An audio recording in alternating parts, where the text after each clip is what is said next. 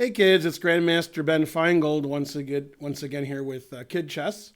And I wanted to show you a game that I played about a week ago on the internet. Normally I don't show you blitz games on the internet, but this I think would be really interesting for you because it was such an interesting attack on both kings. The game didn't take very long. So we started with the Caro Kann, and the idea is we play c6 to play d5. And here, White played his first unusual move. I mean, grandmasters always put their pawn on d4 because in chess you play e4 and d4 and grab the center. But my opponent played f4, which is a little bit more aggressive. He wants to put his knight on f3 and play d4 later. Okay, now d5 is probably the best move, but I played a tricky move, e5. And the reason I played e5 is, well, it's a blitz game, so my opponent doesn't have a lot of time to think. And if he blunders here and takes the pawn on e5, then queen h4 check actually gives black a winning position. After g3, I could take this pawn on e4, forking the king and rook. You've probably seen something like that before. Now, you might have a question like, well, wait a minute. How come when he takes this pawn, you play queen h4 check? If he doesn't take the pawn, then you don't.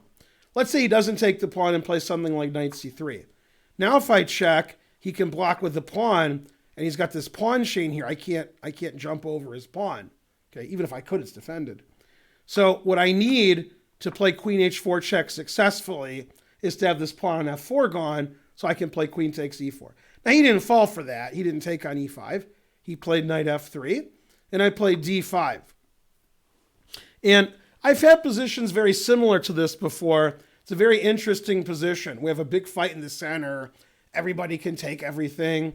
And what he should do is take this pawn with his knight. That's the best move. Okay. And he made his first mistake here. Made a really interesting, unusual move, bishop to d3. And I tell my students, and I'm telling you, don't put your bishop in front of your center pawn. That's not something you want to do. It is good for castling, but it's not good for getting this bishop out. Okay, now here I played a really interesting move. I have two ways to play in this position. The obvious way is to take, and play f5, attacking his bishop.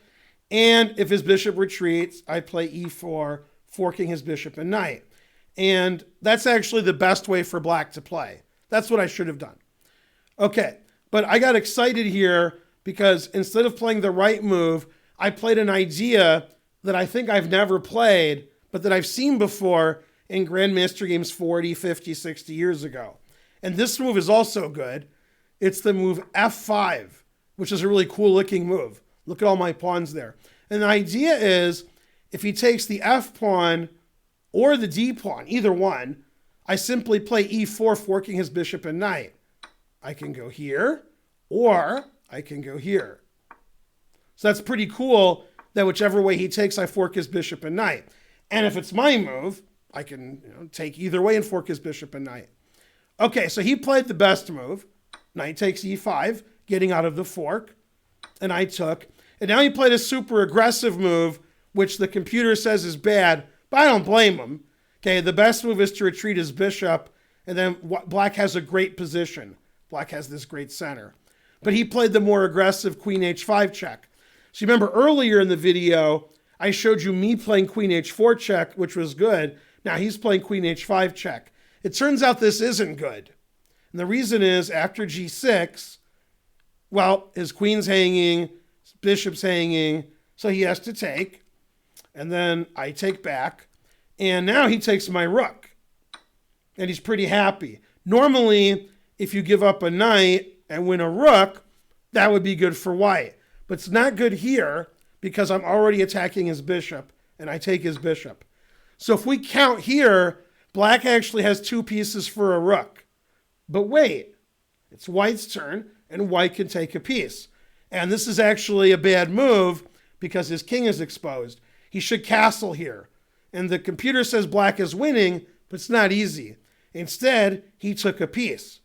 So now he's actually ahead in material. He has a rook for a bishop, but it's my turn.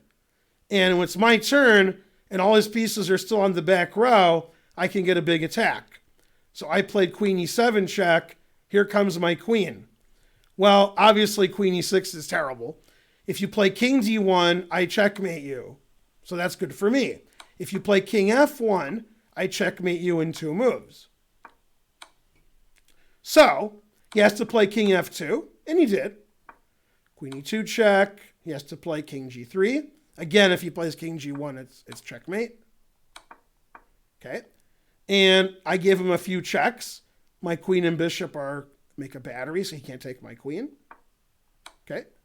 And then I played queen takes f4 check. All right. He can play king here or king here, loses for the same reason. And then we did it again, having a lot of fun here. Okay. Now, I don't want to go check, check, check and draw him. And so I want to play bishop d6, but my bishop is pinned. So I developed a piece, continuing my attack and getting his queen away from that pin. I played bishop e6. Notice my queen is defending my bishop, and my bishop's attacking his queen. Okay, so he took a pawn with check. I got out of check. Now my bishop's not pinned. So now bishop d6 check is going to be crushing. He's got no defense over here. So even though his queen is out and it's sort of attacking my king a little bit, I have a queen and 2 bishops attacking his king. So my attack works and his doesn't. He took a pawn, being the greedy player that he is. I checked. He only has 1 legal move. And his king's walking up the board. I have a queen and 2 bishops. And now I have checkmate in 1 move. Hopefully you see it. Queen g4 mate. Okay, so in that game, you may have noticed, maybe, these 4 pieces didn't move. And the pieces that did move, that are still on the board, are his king and queen. Very similar to Morphy's games, where his opponents move their king and queen, but don't move the rest of their pieces.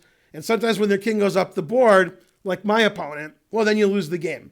So that was a really exciting game that I played with lots of attacking and taking pieces and sacrifices.